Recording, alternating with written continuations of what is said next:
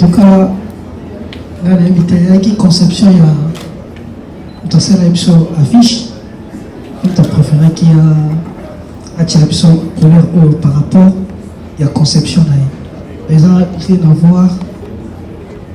Non, je vais vous biso bitema na biso kaka nde ya no kaka pembe moto mosusu akona tape couleur mozo représenter le mot mais kati na fond na eza nango makambo wana te mais oza mieux eza kati na biso to dégager kaka pembe na musala oyo tosali na kati ya les équipements voilà pour ya mwana. Encore une fois, depuis qu'il est trop dans le... Il ne veut pas sortir tout de son truc. Il aime trop des mystères, il aime trop cacher des trucs. Pour cette affiche, je crois que quand on nous a proposé conception Oyo, plutôt pour la couleur, on est au Yébité. Mais, on est au Latiboé. C'est autant une histoire, au monde de la table, on a pour l'Afrique et comme libre en Europe. Et comme on a dépendance dans le monde. C'est-à-dire que nous avons une unité PP dans la musique. C'est-à-dire que nous avons oui, on sait. Mais pour une fois, tu es dit tout est à PP. On a déjà une nouvelle génération. Moi, personnellement, quand je vis la couleur rouge, d'ailleurs, quand tu dis plus qu'on va non, il y a que tu vas c'est tout le rouge au son balai. C'est noir au plaisir bien. Et puis tout le monde, tout le monde rouge. Après la clé pour moi, dans la tête noire, il y a un petit rouge. Moi, rouge, on a défini. On a dit que Bolingi paix, elle aura demandé ça en Bélassique. On a tentation yaka, on a belé yaka. C'est-à-dire, tout. Ma kiné que ce soit pas la paix. C'est lui qui veut la guerre. C'est lui qui veut la paix prépare la guerre. C'est-à-dire, vous devez venir pour Bundapo, Unité Zala, Manibuliste, tout. Je sais qu'il dérange pas un belé. Tout le monde a effort, tout le monde a la dimension de sous. Et aujourd'hui, quand j'ouvre ma télé, je sais que c'est dur le début. On va ils ont soloté, ils ont le coup à ce que vous voulez pour la forme. Est-ce que c'est sincère? On a remarqué que c'est un qui tient. Parce que tout comme quand même seulement un an. Donc je pense que nous avons fort, nous avons bino, nous avons tembe, nous avons solo. Les Européens savent se force, se réunir encore plus. Maman, tu as la télévision, le moment où masse de belé, non, ça ne sert à rien tout pour Tanaka. Je me dis, ça s'installe petit à petit. Et avec le temps, ça va s'installer et tu revivre ce qu'on a bonheur en musique à Congo. Mon histoire qui continue à venir à Bisso. Je vais vivre en disant que je suis comédien. Je dis que je suis Vesi Soukolima Bokwe, Loko la poste Pilato na Kaya. Veuillez c'est l'oubli, nous qui n'a pas jamais. À côté, ça dit que Diomoko, santé bien que donc tu vas c'est bien on va parler. Si vous checkez l'esprit 24, 12, l'eau est immédiate. On va aussi aller fort pour continuer dans ma mobilité pour eux ça bien dans l'avenir. Félicitations d'abord on a donc je suis fan de la chanson Véné Véné. C'est une fan de la sérieusement. Oh, merci beaucoup. Je voulais juste savoir si depuis vos venus, c'est qui les inséparables, ceux qui besoin qui déjà soutient à mentor la Bino Rasson et votre grand frère va faire écouter. Merci.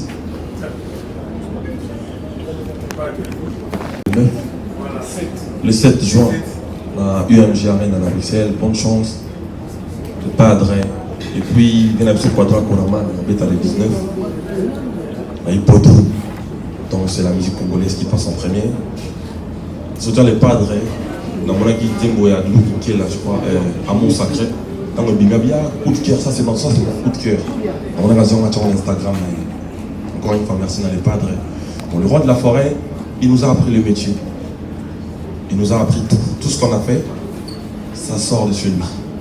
Donc, moi je pense qu'à l'exception d'un Moussala, peut-être d'un Nyonso Aropi Sabiso, je sais que où il est avec nous. On est ensemble, c'est une grande famille. Ouais, donc quand les maestros ont tout ils sont posés là, vraiment, il y a gravité, pas il y a le roi de la forêt. Autres ans, ils ont des rançons. Donc tu te formes du boy, voilà, donc c'est ton fils de Malamo. Donc soutien haut déjà fait sa bisou. La débit, frère le mot et amour. Donc nous avons mon ami bisou boy. Donc ça sert à rien au retour de la question, il y a le roi de la forêt pour ton ça déjà de le roi de la forêt. Voilà. Je joue dans un trophée à Frima, ma meilleure artiste d'Afrique centrale. Là, qui demande la répétition les rois de la forêt. À tout la question, moi, non, master, non, vous avez un micro. T'as l'air vous avez la modèle péné, mais t'as les gars, c'est un grand prêtre, faut pas. La vie, oui. Surtout, on a quitté la scène à podium, à tout le monde, il déplique. Donc je pense que quand on nous voit comme ça, il est fier. Et juste après la répétition, avec la semaine où il a nagi. Moi, il ne déplique pas avec la répétition. Sûrement, à ton avis, il fait bon, il fait après. Donc je pense que comme on a vu sur les ailes au Bénézon, et ça l'a bien. On va jouer avec Olanda pour manifester et c'est moi. Par là, album, vraiment, moi, la difficulté, belé. Santé vraiment et dans les déranger trop, il y a trop santé vraiment et déranger trop même. Dans ça la union c'est une expérience où toujours la catch musique on appelle ça les meilleurs des mois. Voilà, il est important par après la difficulté dans le kili. Et s'il a raté battant et en sous ce jour moi un studio fallait poser tout ça un studio pour l'empêchement bébé. Voilà donc c'est ça. Moi je dirais la difficulté à qui Benze Belé. À part la difficulté à normal ou à Bissomogo, personne ne voulait. Il y a heureusement la voix du peuple sur la voix de Dieu. Batouba Lingaki, mais il y a bien Batouba Lingaki, tout ça la projet. Donc on va continuer à Ginako.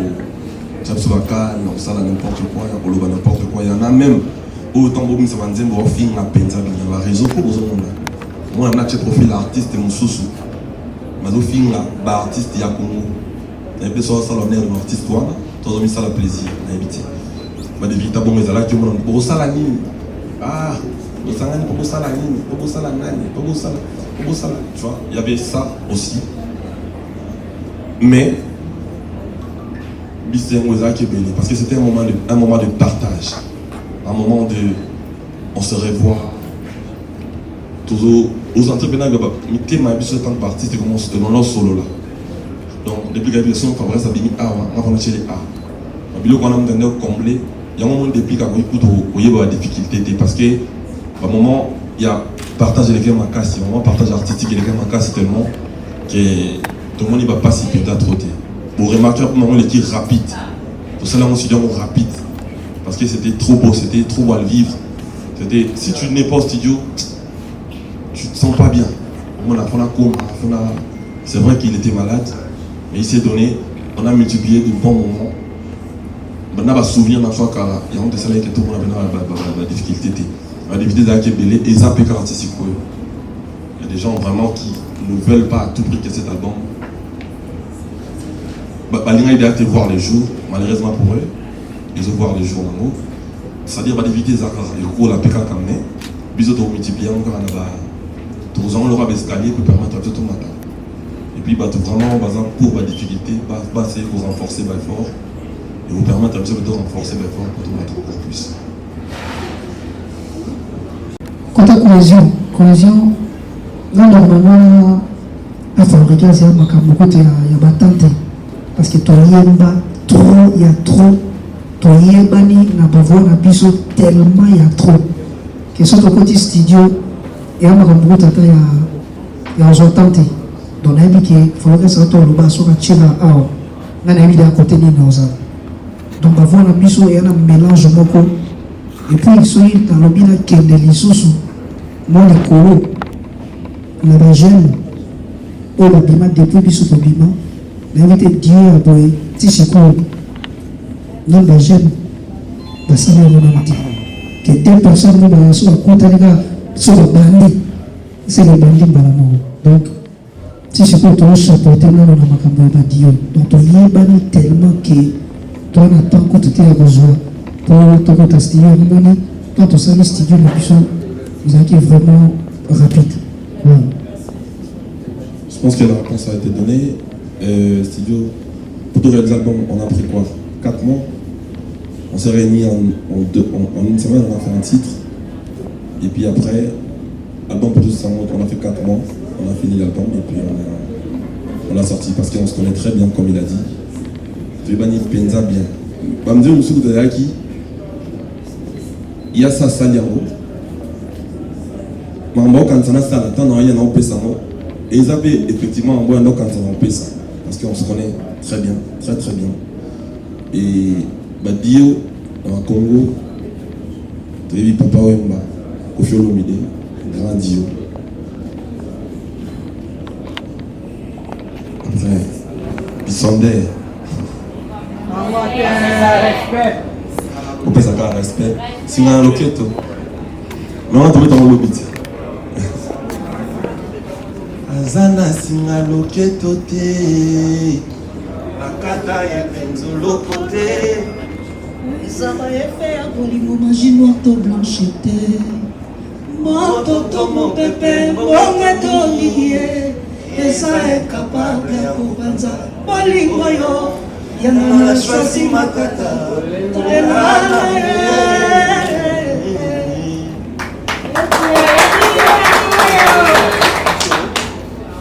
d'avril, Bambou les ont dérangés. Et puis, il y a mis balai dans le temps, la mingi déplique par rapport à Nenga Kendaramo Makambo. C'est ce que je peux te demander de gérer ma sentiment non émotionnel pour tout ça vraiment la posa na bino là les inséparables et ça la biso bien tout le monde Kofi Olomide Papa Wemba tout le monde a le marquis tout le monde va collaboration et les salama. Mais si vous pouvez gérer vos émotions et aussi la biso vraiment bien pour tout et que maman ça facilité mais bah émotion faut la gérer pour tout ça vraiment la posa na bino. Merci beaucoup.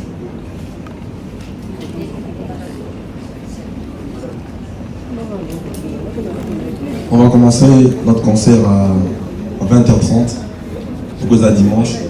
Bon, vous autres, déjà parce que tu as logé pour ton anniversaire, les 13 anniversaire à Benabso, au bout lyonnais. Donc on a un anniversaire, on a invité. Et puis effectivement, on va venir sur la venue de donc tu as déjà donc 20h à dimanche 13 au Bandi. Et puis toi aussi ça. Tu regardes à 2h30 en concert. Tu en as 3 heures en concert, je crois. C'est 3 heures de plus. Ouais. Tu en as 3 heures en concert. Chap. Tu peux s'amener au Bénagnon, tu peux s'amener à 3 heures. Donc tu vas à 20h30, aussi ça. 3 heures après 20h30. Donc 23h30 on finit. Parce que c'est un dimanche, lundi, votre qui va boulot. Bien qu'il y ait une fête, c'est un samedi, il y a beaucoup de liens, dans un peu, on a besoin de conduire, protège. Et beaucoup de l'enseigne, de tout le monde, ceux qui. Les conduire aux alabs, attends-moi 4 membres, tous 5 membres les conduire. Merci. On va beau faire le papier, ok, c'est bon. Les conduire, puis les alabs, ils savent, c'est bien. Merci.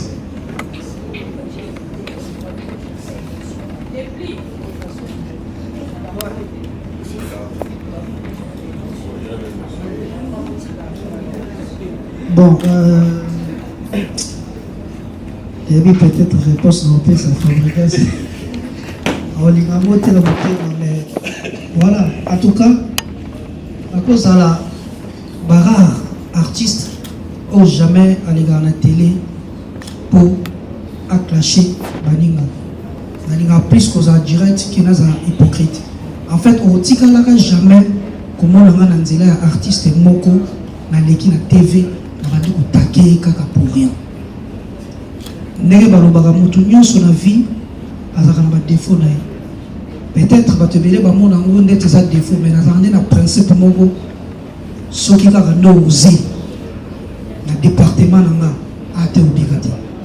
Mais avec le temps, on a arrangé l'émotion, on a nécessaire à l'objet moi 10 000 mais pour les bien pas de plique, jamais au monde on a l'équipe de TV pour que filles à mon tour pour que répondre et le moment mais pour provoquer mais ceux qui n'ont l'équipe na barre so molandi ba interview nanga ebele na changeaka ba parole te Fabregas kutozade na c'est nga na Traoré donc na boy direct so luki nga ba problème te en tout cas nga pour zonga na problème te mais avec le temps to loka to mekako bongisa moi dimi quoi donc voilà quoi.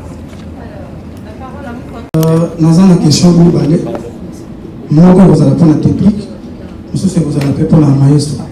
D'ailleurs félicitations d'abord pour cet album au ministère de l'émission n'a aucun ministère qui a pu se marier en tout cas pour ce qui est question de moi de besoin ils allaient et moi de sangi sakabato ils allaient à Kakambongo et nous de Kabola Kabato ils allaient à Kakambongo on a été album est produit par Because Music. Mais caméra sont à la biso. Ba congolais ba sont à la biso. Mais sont petit na Because Music na YouTube tout le monde ba chanson na ba clip té. Tout le monde a compte na yo. Est-ce que vous soyez ici déjà depuis à pas couler que quand tu connais, voyez va déjà monter pour la bien. Ça fait partie de ma grande séparation. Depuis question de maman où ils allaient par rapport à autre chose au change à la parole au lobaka kané au lobaka wana et pour les Traoré par rapport à album oyo vous me ça pour ça album donc il faut que ça mourir en son ok papa vous avez bénédiction papa vous avez bénédiction mais ce que tout ça la trop album oyo vous soutien papa té vous soutien à papa bon oyo mutasangi ça bien on idée question na c'est bon. Il y a certaines choses qui sont de cuisine interne, qu'on ne peut pas dire ici, mais bon, je vais dire quand même. Album Autobimisi, inséparable, sur la chaîne YouTube, il y a Fabregas, ou Mona, il y a Mwebini, because ils ont maison de disque, il y a un artiste belé, ils ont maison de distribution, j'ai bien dit. Mais sur le petit album Olo, la chaîne YouTube, et ma pas Fabregas, automatiquement l'album peut être la chaîne YouTube, il y a deux clips pour moi en même temps. Donc, il ne manquera pas dans la chaîne YouTube. Sur ton musique clip, au moins dans la chaîne YouTube, il y a Fabregas. La chaîne YouTube paie à des clips en même temps. Parce que c'est un album en commun. Et je voulais dire ceci. Pour distribuer une maison de disque assignée par artiste Mibali, n'est-ce pas? Mais il y a des choses que je ne peux pas peut-être dire. Tout ce que on a un lambi. Dans ma on a deux chaînes YouTube. C'est vrai que tu as un Yon et un. Mais c'est que chaîne où peut-être plus d'abonnés que chaîne où on a un sous. Tu vois un peu? Tu as un hour, mais les autres abonnés automatiquement on a payé.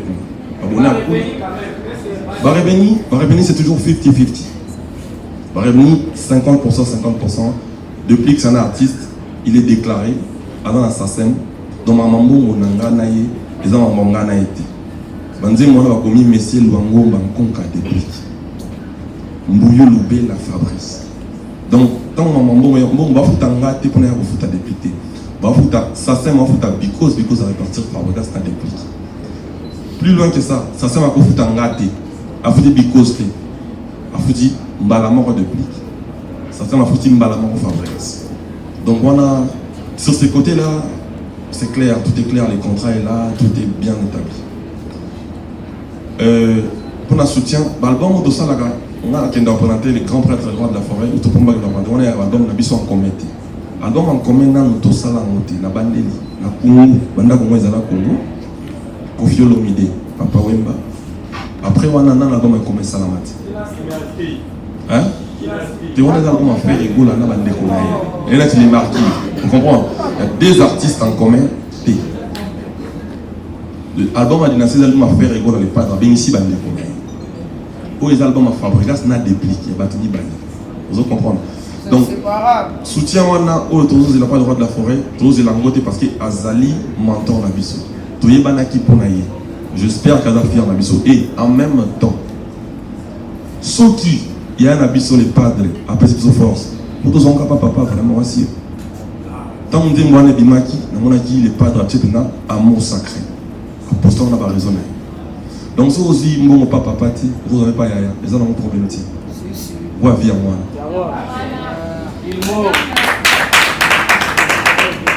a précisé côté d'ailleurs le a changé la parole.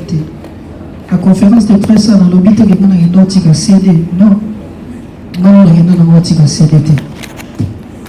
Mais on est bien. Dans des cas où on a ça les gestes des gens qui ont tiré les rois de la forêt, CD, on applaudit. C'est bon, Fabrice ça qui est là qui gagne là, on a qui est là, mais Nazaka Kandemona et à les rois de la forêt. Donc, attends la tiki c'est attends la tiki la musique, la zorabe éloge. Dans le nom des rois de la forêt, entre ça la live, et comme bien côté avocat, on a dit pour une alliance. Donc, pour une alliance, et pendant la maison, pour la maison, mais Nazaraki, Mayasika. Mais tant que nous avons mis pour une alliance. Ce que tu veux adopter pour une alliance, et ça, c'est amour, on va apporter. Pas il y a petit naïf. Donc, nana qui nous tique, nana qui nous tique, problème pour les gens dans les rois de la forêt. Depuis qu'à fait, pour moi, on appelle ça un mot depuis la mondiale. Pour l'alliance. C'est mon Dieu. On est une vente entière, c'est dans Bidja, à Bnafo. Non, mais, mon canton, c'est pour dire que, oui, Rasson, Bodo Sengaye est belé. Tout Sengaye est trop. C'est-à-dire qu'il a un groupe à gérer. Là, on a vu quand même un moment des alars. Là, quand même, on a pas de paix. Où les alars sont, on a trop de bécam. Ah, pas de bécam. Mais on a trop de tiré migler. Yariti, yadi yaya. On a dit que on a migler. On peut aller là-bas, nous sommes sur les cabos. C'est-à-dire, où est son après ça, il peut encore appeler ça biso, à former biso, appeler sa chance aux alars aux alliés. Maintenant, si on tient à être, ils allaient appeler ça, c'est trop demandé. Il a sa carrière à gérer, il a son groupe à gérer. Wenge, ils en ont un moyen de faire des arènes. Il a arène à Grand Paris. Wenge, tu peux faire un sali, un exploit, un bin, un star, un sous français, un cagoule, un musique à donc, les rois de la forêt, ils ont une obligation, ils font ça là. Pour faire ça force, ils ont une obligation. Donc, quand on a un camouna, ils font ça là. Ils sont des plutôt. Donc, tout ça là, tout ça là est honneur. Je pense que c'est ça. Oui, bonjour les petits Bomba. Question à Malibu Sueza et pas Maestro Fabo. Tout à l'heure, on a monité où Ozo répondre. On va surtout dans la question, il y a un groupe. Ozo un peu dur dans la réponse par rapport à l'orchestre. Amour, Osala Kiambo, Yomoko, bien sûr. Est-ce qu'elle est là? Aux huiles sous pour la méfiance. Aux on a été au cours ça moi retour mon il y a bien t'es pas banana parce que la minute soit tous en a des pliques mais bon quand même basali moi et le joint il y a chef d'orchestre là bas parce que surtout mon il peut ba la pique pour nègre betara au monde que de l'autre on le baquet au recruter du sous et faire vivre le sous mais ba on va on keba pour la nga et ça on les savoir côté wana mais heureusement que c'est la réponse. Et puis bravo pour la sponsoring, dans mon sous sur ma bouteille hier. Et ça les sous bien, mais dans mon qui est des inséparables, ça va. Et là, ils allaient moi, Kalaka, les autres, ça va. Côté des pliques, combat, Mago qui met Michel là, invité. Sur le Changa Mpandini, il peut voir après, y était bon, tout soit la police, pour y avoir sur tête au sol là, aussi qui a. Question à mes amis. Des pliques combat.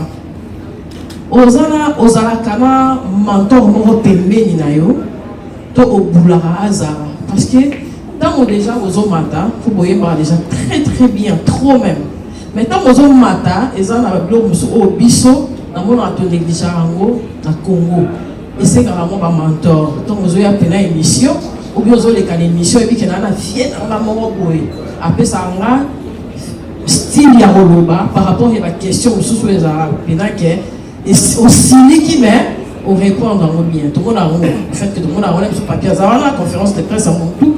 Comme si ma vie a tes côtés qui est dans le est-ce que vous allez rappeler tout le monde ou à la police avant ou en public pour ne pas répondre à tout le monde au déraillé ou bien au songe à rapper ou tabouras à la hora de kitso maternaire. Merci. Des questions à Maya et bonne journée. Merci d'être venu déjà. Merci et puis bonne année. Ah, merci. Pour la SICA. Non, je ne suis pas dire avec mes artistes. Ça n'a rien changé de Fabregas. D'ailleurs, tout le monde s'en moi chez nous. Et Talingate. Tout ça, clip lobby, toi, tournage lobby. Donc, je suis au forum Moulin. Je travaille. Et puis, tout ça, quand j'ai l'album en groupe. Deuxième album en groupe. Au début, après Cursus, je m'en fous des titres. Moi, je suis dans la 4 album en groupe. Là, collaboration avec Villanova, on a Fabregas, on a Choumi. Ils appellent un projet à Choumi pour Choumi pour qu'il y ait des bourses. Donc, je pense que je n'ai jamais été direct avec mes artistes. Ça ne va rien changer de Fabregas, sauf que dans la conférence de presse, il y a inséparable. Donc, on a Yeli Awane Mamoba, inséparable. Tant qu'on peut en tant que président de Villanova, donc on a appelé dans le modèle Babylone.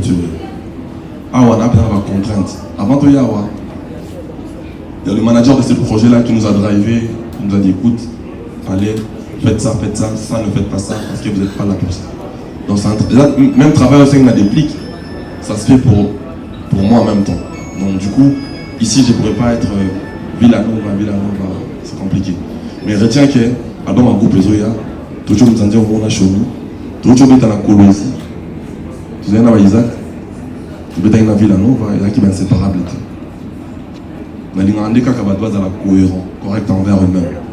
C'est-à-dire, c'est vrai que Fabregas ça est dans la Villanova, maintenant, tout ça, l'album en commun. Mais si on se dit que un album, tu parles de mot, tu peux être dans la Villanova. Tu peux être dans un album inséparable. Qui est même dit en monde. Donc, un concert inséparable, je pense qu'au monde, à la tête, il y a Villanova dans le concert. Donc, c'est toujours la même famille. Ça n'a rien changé de Fabregas, sauf que pour l'instant, on est sur un autre projet, les inséparables, et l'album du groupe se travaille. Merci. Côté mentor. Non, normalement, dès Nazar, on a déjà dans le monde où il y a musique. Nazar plus, dans la Pascal Kanzel. Atangi trop au Liganga. Mamali, JC Mokami. Donc, on a masso baléginga na éthique. Batangi trop pour les ganga. Na bango souvent. Et puis, on a parlé d'artistes qui maîtrisent le plateau qui toque. Parce que dans le plateau, on a vu que les kakana, sans amaïl était. Nassir, si vous avez un artiste ébélé, les gars répondent à l'émission à Bango, ils vont comprendre que y est à la zoba. Yé azamwa maele yé pena azama maele parce que quoi ça fait so par exemple dans le lobby français les na maele non mutata na lingala pour comprendre quand le lobby na yeke té yaza maele yaza moja yaza boni nga pena za parmi les artistes ya Congo on va maîtriser le plateau qui toko on a répondra vraiment très très bien.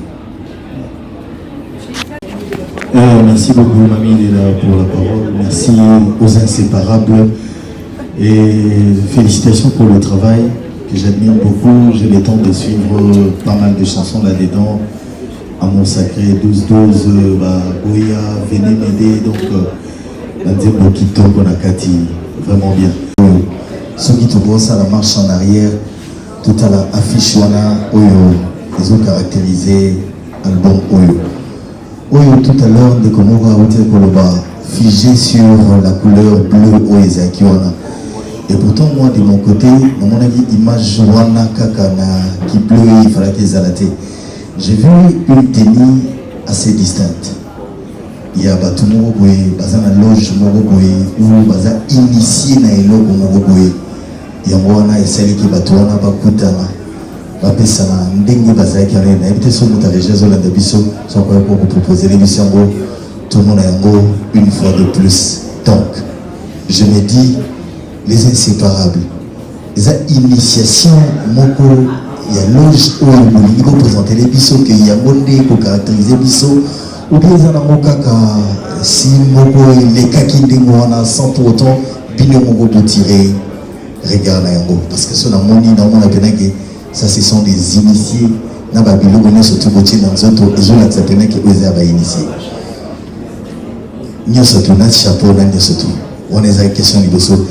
Question mibale ndenge nayeba na kati ya album oyo nani azwaki direction artistique et puis baartiste nini babeti na kati ya album oyo baakompagne bino na nsima mpona liboso toyokaki bokobwaka awa mototel me na nsima ezalaki banani nde bato baakompagnaki bino mpona sukisa likambo ya promotion ya album oyo lobi mpe tokoya na concert mpo tokota na concert est-ce que bandeko oyo baza awa lelo bazo akompagne bino baza mpe na droit lobi bakota na concert baassiste na concert moyennement ndenge nini? Merci beaucoup.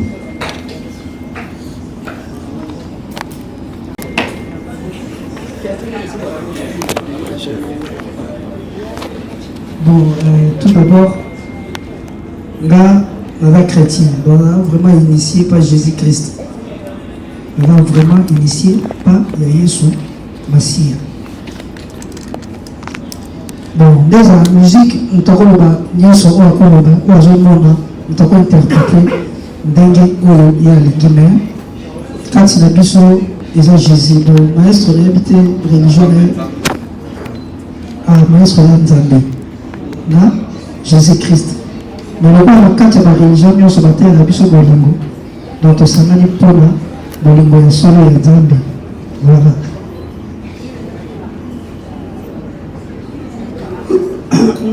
Côté bon, peut-être que qui on a, ils ont vraiment des choses de balai, d'autres qui vraiment au four et au moulin. Après, maman de bazala qui on a pour accompagner biso, notamment Pablo Ngoma, Pablo Adil, Bazalaki, Jojo Dicon, Bazalaki donc et puis tu travailles aussi dans qui est pas Vincent, dans direction là qui vraiment pour la sommet balai la conception la deuxième bonne la deuxième de cause.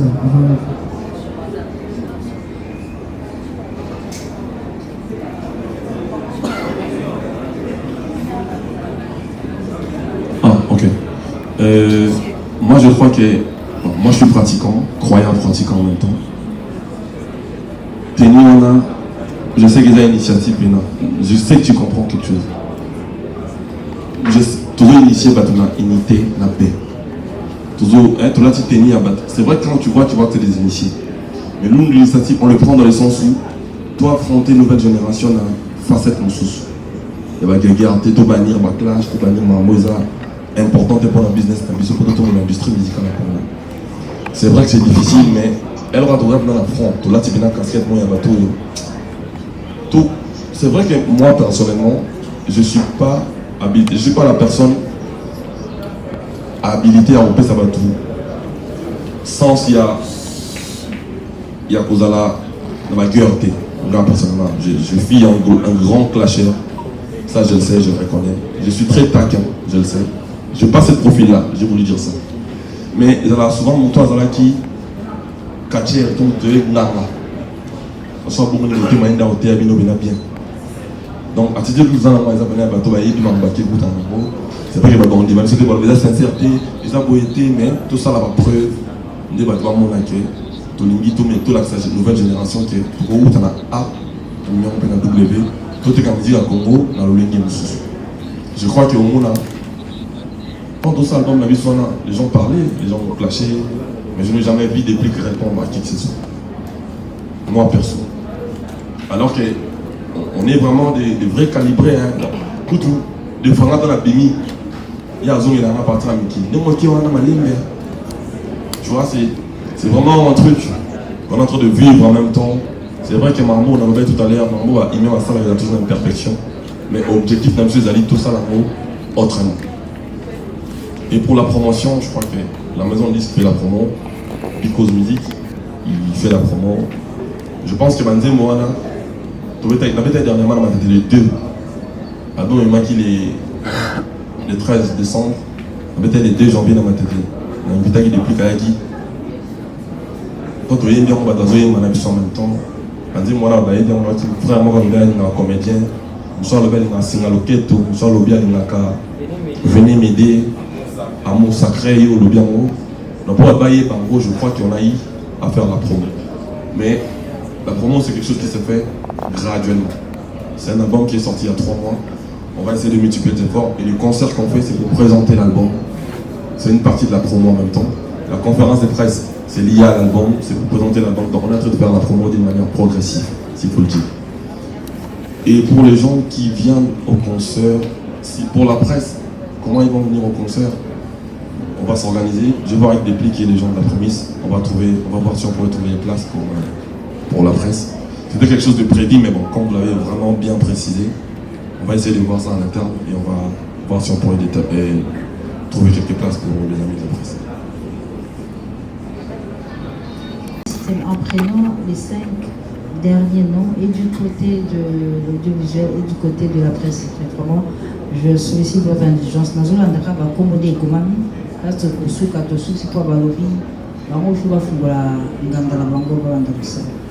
Alors, j'invite monsieur Fanfan Soubi et j'ai tout à l'heure appelé monsieur Awa Ken. Tout le monde a battu na émission il y a grand frère na biso il faut na PC bailo zebele déjà na 2 orchestres pour mon attend mususu musicien oyo ako lukata mususu koyemba mabe na kati ya battle wana en tout cas communauté congolaise to ba congolais to sekaka oyo pe akoluka yemba malamu to félicitaka bango. Et après tant d'années oyo bino ndenge bouta na wenge bokabwana ya bitumba yebima ya oya boloba ya mabe baloba yo na ngambu na yo topic na ngambu na ye. Et aujourd'hui vous avez eu cette idée ya koyokana entre bino bobimisa album oyo les inséparables. Est-ce que Fabrigas obangaki te communauté congolaise eloba bayimboka babeta moi que Fabrigas ndenge toyebaka yokana ndenge bana koyemba lelo kotisela biso mwa comédie trop okozwi mwa voix ya maître Gims na kata wenge ozaka na voix mo soki biso basi toyokia otie mwa litoi na kata écouteur olobi Fabrigas azoyemba. Mais lelo oyo Fabrigas akoma plus na comédie. Est-ce qu'on bangaki déplique te na kati ya studio wana ntango ozoya et obangaki teke bato baseka yo et puis on ozala plus vite. Voilà.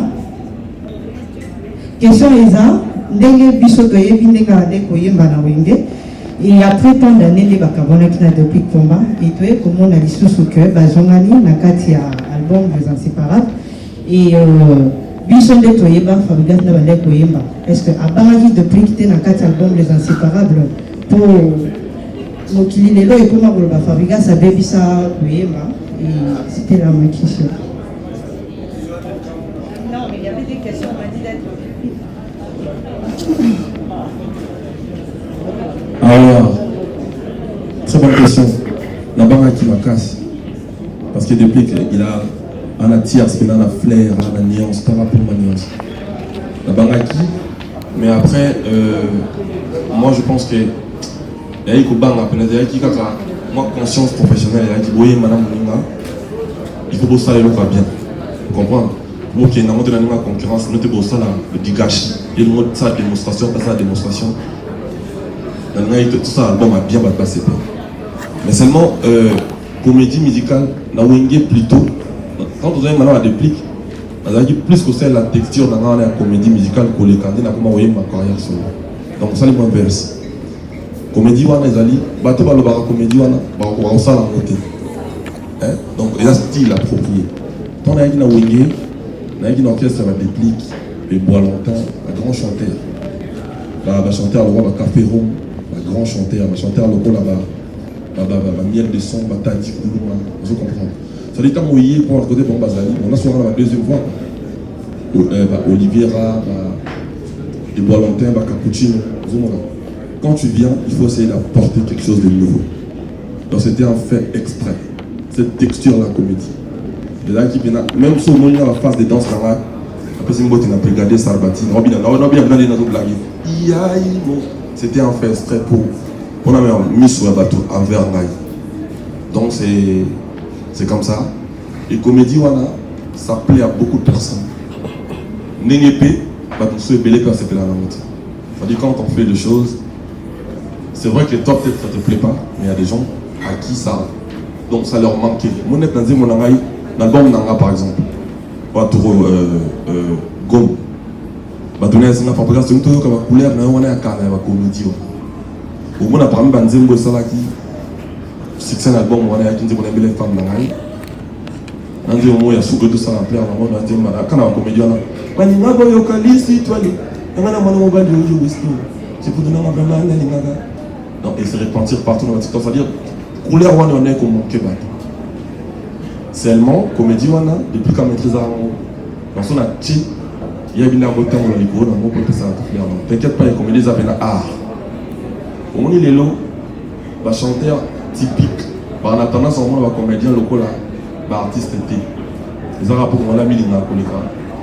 On a comment elle a ramené un piaquet. On a car, on a un Porsche. On les classiques. Je m'en choqué au maestro. Tiens là, le Sénat, on les qui n'a pas. Selon moi, on est le côté. Mais il y a une vous comprenez. C'est-à-dire, les gens peuvent dire tout ce qu'ils veulent, mais on ne complique pas les unions. Malheureusement, pour moi, il ne faut pas compliquer les unions. Donc, comédien, il y a un style, il y a un cachet. Et puis, si un album, moi, touche, il n'y a pas de style. Pour moi, il y a un côté, style. Donc, voilà, ça peut ça. Très bon projet que j'apprécie beaucoup. Mais va quand même à quoi consiste ce projet. Et puis c'est un projet à long terme ou à terme défini. Et aussi, j'aimerais savoir, vu que Batoumi, tout ça d'accord, tu as un projet Morona Tchadjon, mais la raté au fait. Donc après, les gens se séparent. Mais non. On n'a aucune réponse dans le lobby pour l'instant, mais quels sont les mécanismes à remettre en place pour garder un peu ces côtés-là, ils allaient bien protéger, sécuriser pour que la séparation soit rapide. Et puis, s'il y a eu ces projets, c'est grâce à Bateau, facilitateur, Papi Mboma, ça a commencé dans son émission, Glodia Akina. J'aimerais savoir, est-ce qu'ils ont un part à gagner côté financier dans le projet? Pour ces projets, on a un concert, un voyage, mais est-ce qu'ils ont une part côté financier dans le projet? Merci beaucoup. Cet envié, c'est à nous de réparer. C'est vraiment ça l'objectif du projet. C'est beaucoup ma passion. C'est vraiment ça l'objectif. On doit continuer le fait, c'est le plus important dans ça. Et secondo, nous voulions que ça soit à long terme. C'est vraiment ça notre vision. Tout le monde qui est les bossos, tout qui est dans la musique. Mais de nous-mêmes, ça on avait déjà dit, on n'en paie rien. Nous demandons, surtout on a vu notre prince pour aider des bisous. Là on a master dans le tour à bisous. Bah perception à réaliser plus à la vie.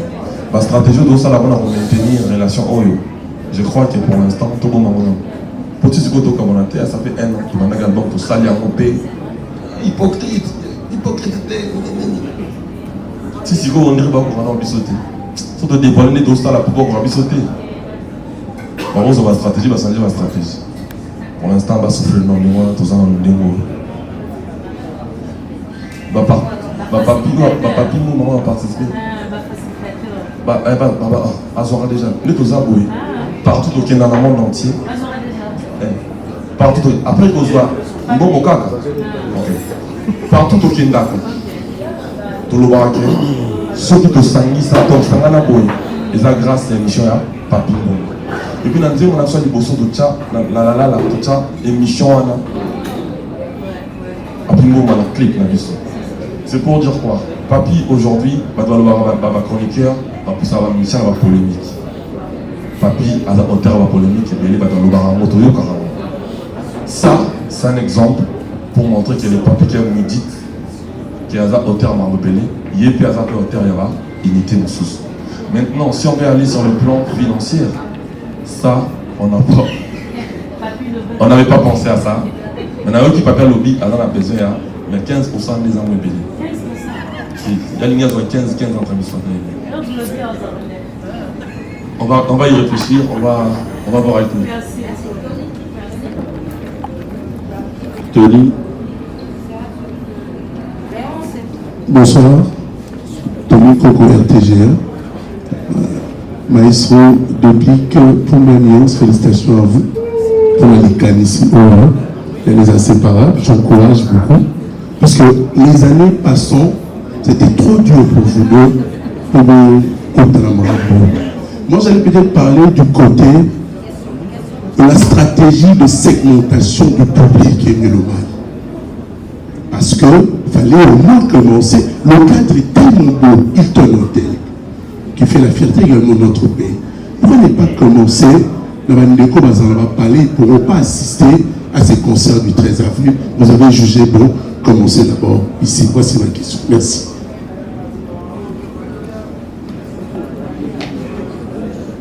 Bon, normalement, Tony Koko, merci. Tobandali, Awana, c'est Farouja Salovela, qui ils ont vu à Makamamboka, ils ont permis d'être, ça peut-être pas populaire.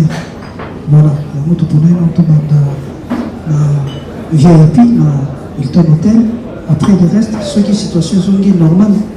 Donc, on peut s'abattre les albums, il y a tout. Il y a ma couche, il y a ma rang social, tout. Donc, on peut s'abattre les sur été, il y a pour s'appeler. Voilà.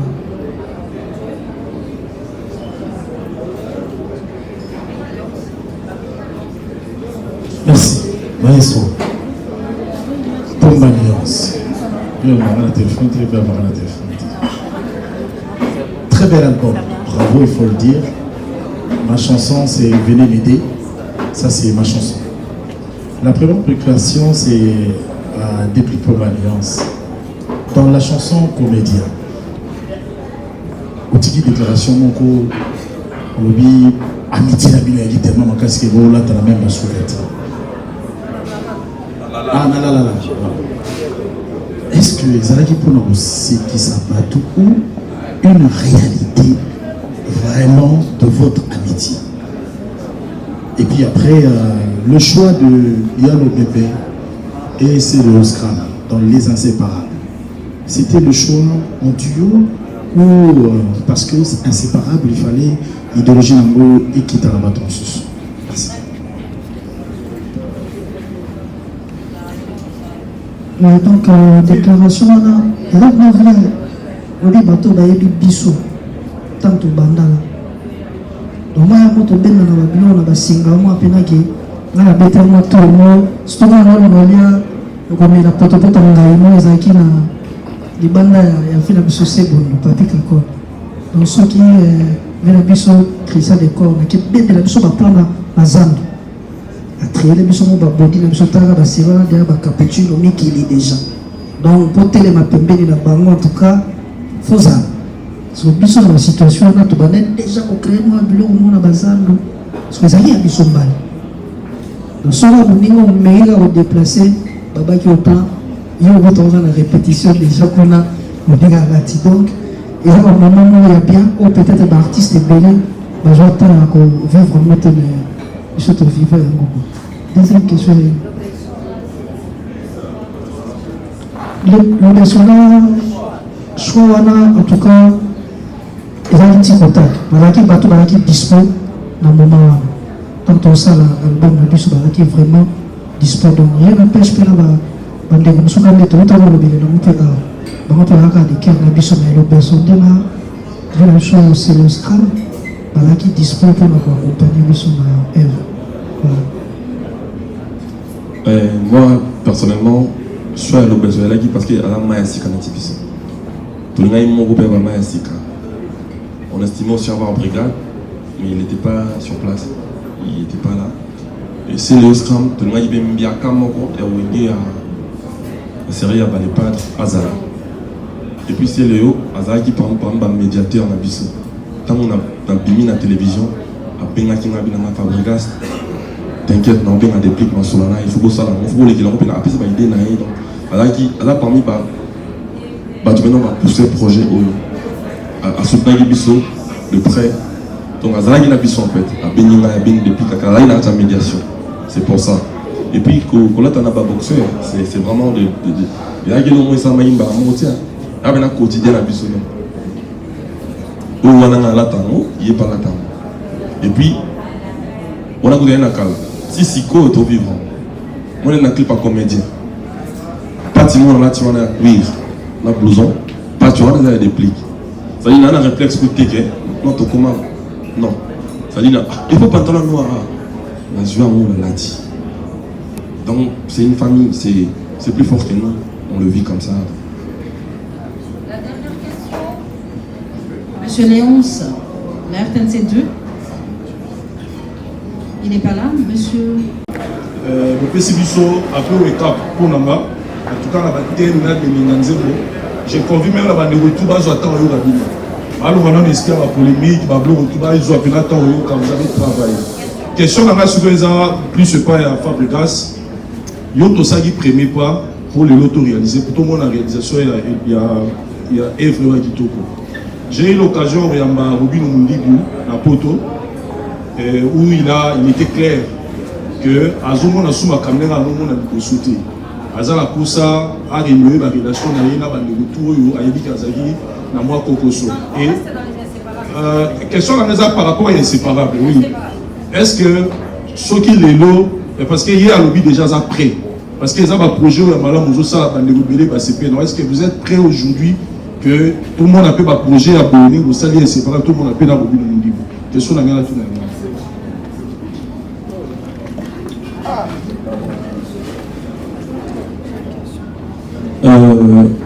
quand on regarde l'album avec du recul, de première vie, on est fiers de nous parce qu'on a réussi à le réaliser. C'était compliqué. Du Rigo aux jumeaux, réaliser un album encore ensemble, on est quand même fiers de nous. Ça, il faut le dire. Maintenant, le second CD, j'ai sorti un titre aujourd'hui. En fait, je suis en train de préparer l'album du groupe. Au Moni, je suis en train de préparer mon deuxième album du groupe en même temps. J'ai lancé l'intro avec Chomi. Aujourd'hui, j'ai sorti un truc qui s'appelle Ange Perso, Ange Personnel. Ça n'a rien à voir des inséparables. Ça, c'est un titre de Fabregas. Maintenant, si ça peut déranger le mélomane, ça, je ne sais pas trop. Ça, je ne sais pas trop. Pour moi, c'est de la musique qu'on donne aux gens, qu'on fournit aux gens. Donc c'est de la musique, on continue de chanter, on continue de... Mais je suis un inséparable, mais je suis aussi un artiste en part entière.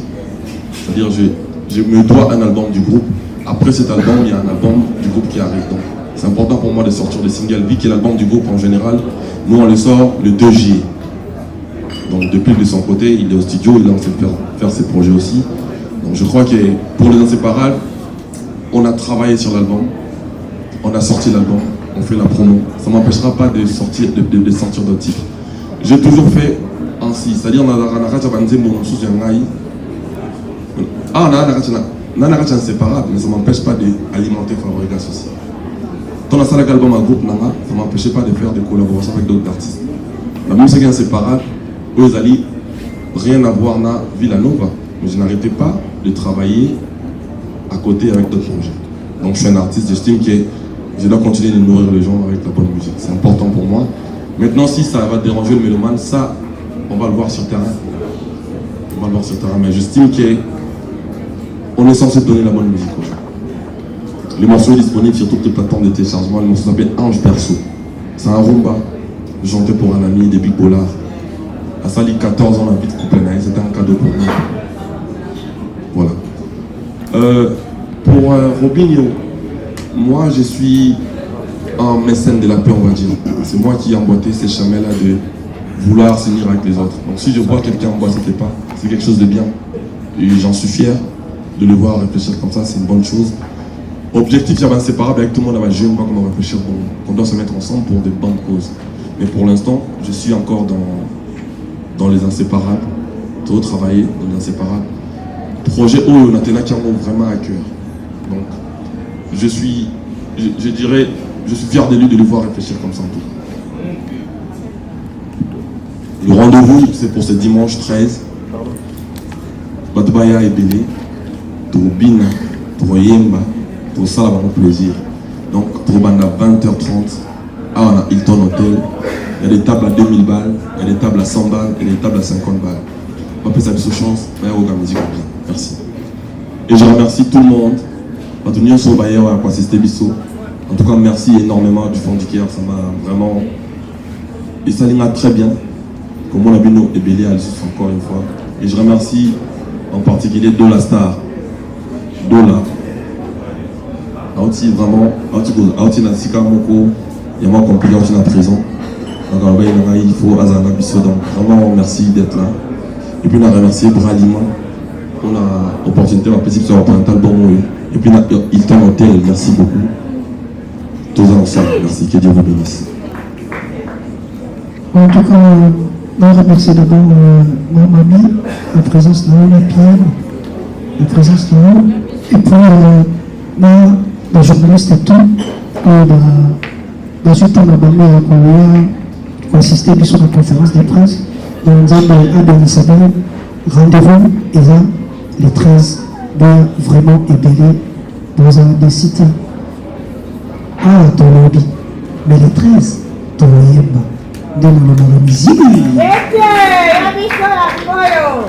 Chers collègues, à la fin de ce point de presse qui a été organisé par nos deux valeureux artistes, Fabregas, Maestro et Déplique Tomba, pour bien sûr vous annoncer le programme qui est pour ce dimanche, la présentation de l'album Les Inséparables. C'est par là qu'on met un point final, mais je signale qu'il y a un cocktail. Les artistes, ceux qui nous ont fait venir, ont prévu un cocktail à la fin de ce point de presse. Et pour les dispositions pratiques, voir M. Yves qui va faire OSM à chaque fois. Encore une fois, merci de votre présence, merci de votre patience. Au nom de Fabregas et de Déplique, mais aussi de Papi Bomba, les facilitateurs, nous vous remercions. Merci beaucoup. Bonne soirée.